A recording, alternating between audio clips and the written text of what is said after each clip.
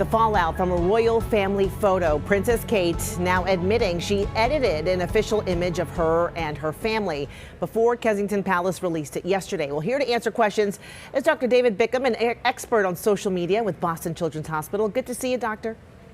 You too. Thank you so much. You know, there's a lot to unpack here, right? Princess Kate been absent from royal events, photos since her abdominal surgery we now know nearly 2 months ago.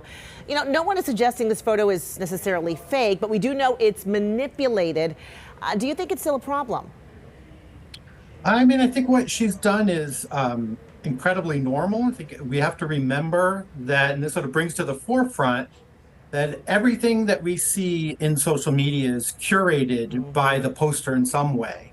So if you, so the posts that you see are carefully chosen by the people who pick them. They're often edited. And if you're comparing your own life, the way that you live your life, your normal everyday experiences, with these curated, especially chosen events and images, carefully formatted images, you may then feel worse about yourself because it's not super, it's not an even comparison. So I would say, you know, expecting that all that was done was to make this picture look nicer, then it seems very similar to what we all do when we're on social media. But remembering that that's what everyone does is an important skill to have for all of us, especially young people, as we go on to social media and use it every day. You make a good point, because I think a lot of folks see it and they're saying, you know, why would Princess Catherine do something like that? You know, Photoshop an image. What reason could she possibly have?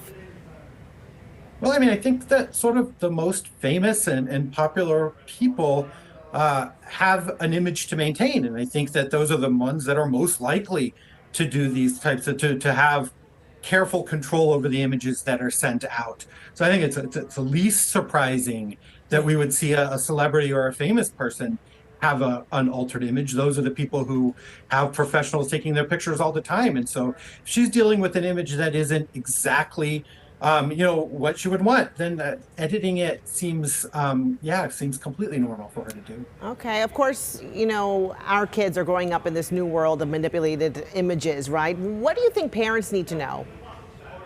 Yeah, I think that what's most important is that these images can be harmful. Edited images can be harmful when they're conveying a sense of body or a way to look that isn't achievable or healthy in some way.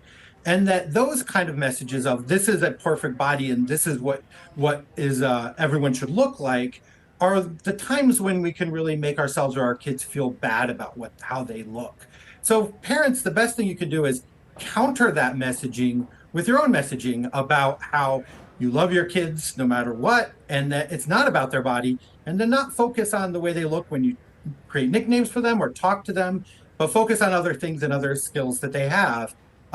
That combined with information about how to be critical and how to question what you see online, both of those things together can really arm your kids to succeed when they're experiencing and exposed to images that are manufactured or that convey a very specific type of body or a very specific look for people. And on a regular basis. All right, Dr. Bickham, thank you so much for your insight. We appreciate it. Thank you. Pleasure to be here.